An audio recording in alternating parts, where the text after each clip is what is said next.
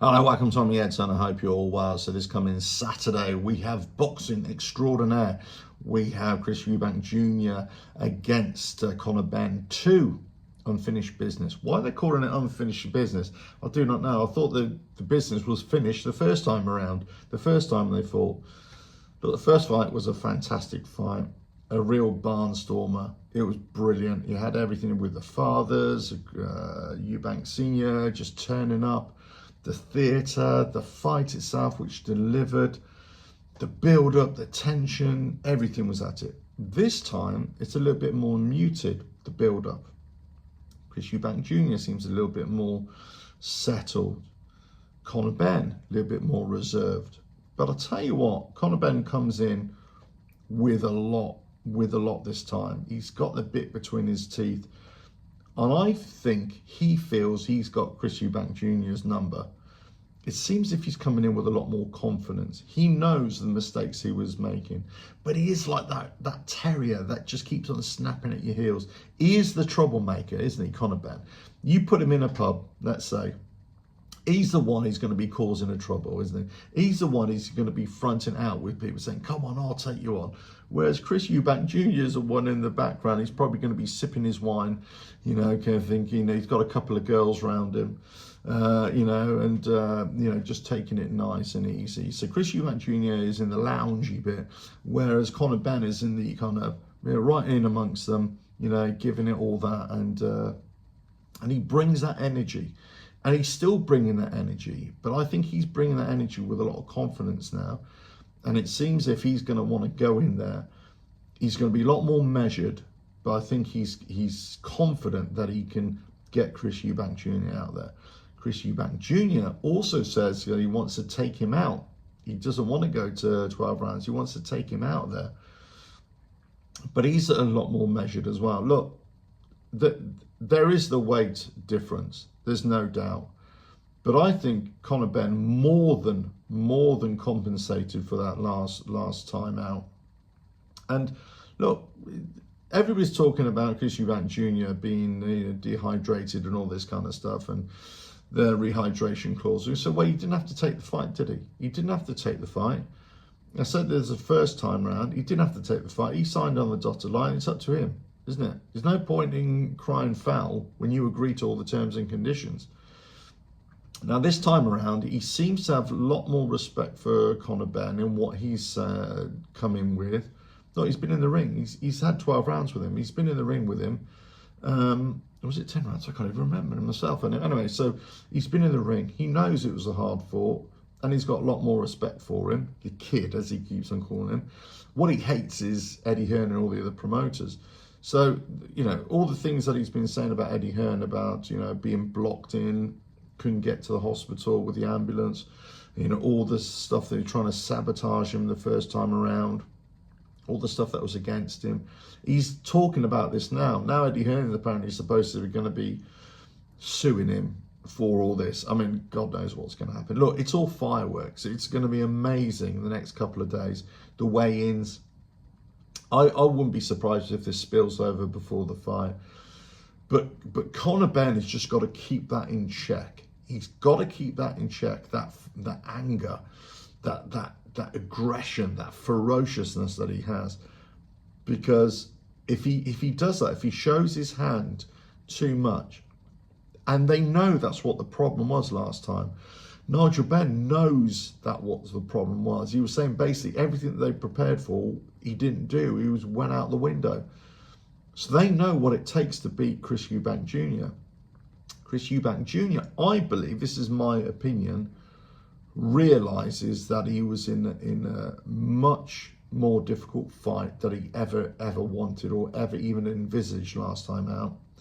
And this is why he's gone back to Beaumac. He's gone back there and they said, no, we've got to prepare for this properly. I think Beaumac's definitely going to get him in there on terms of weight, in terms of strength and conditioning and that weight, in terms of tactics, knowing how to deal with anything that Conor Benn can bring.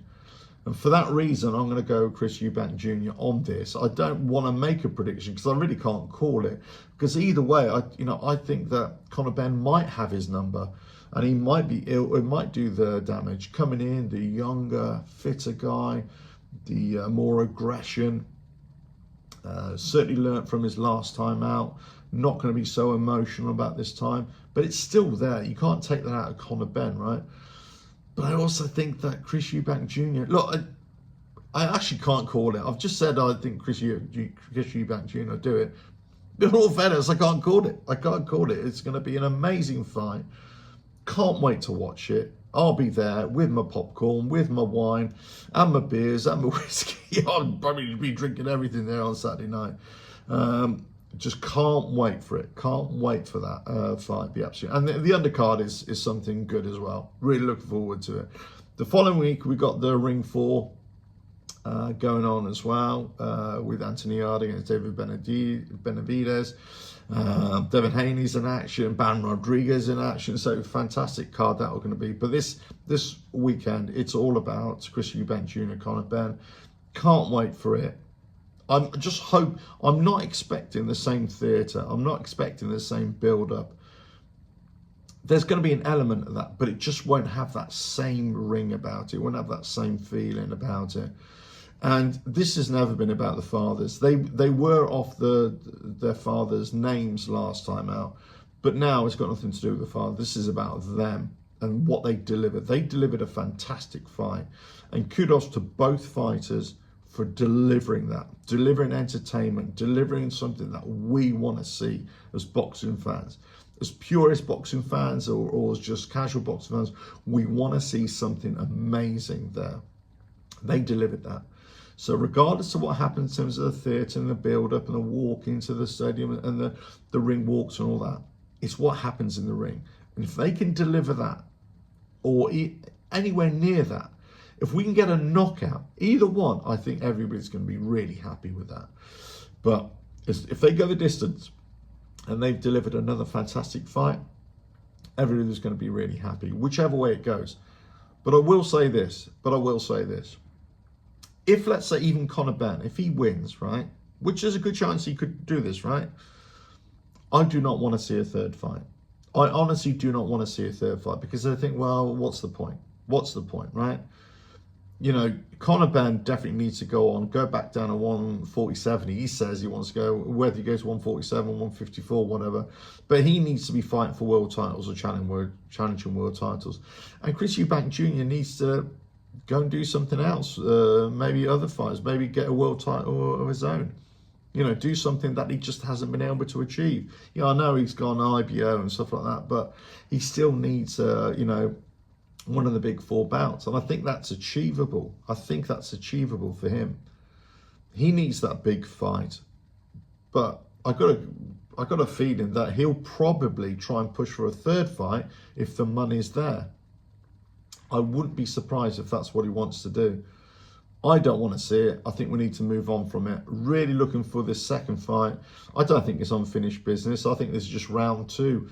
I think this is, you know, you got me first time, but you won't get me again. You know, second time's a charm or whatever it is, whatever term you want to use, but it's not unfinished business. The business was finished on the first fight.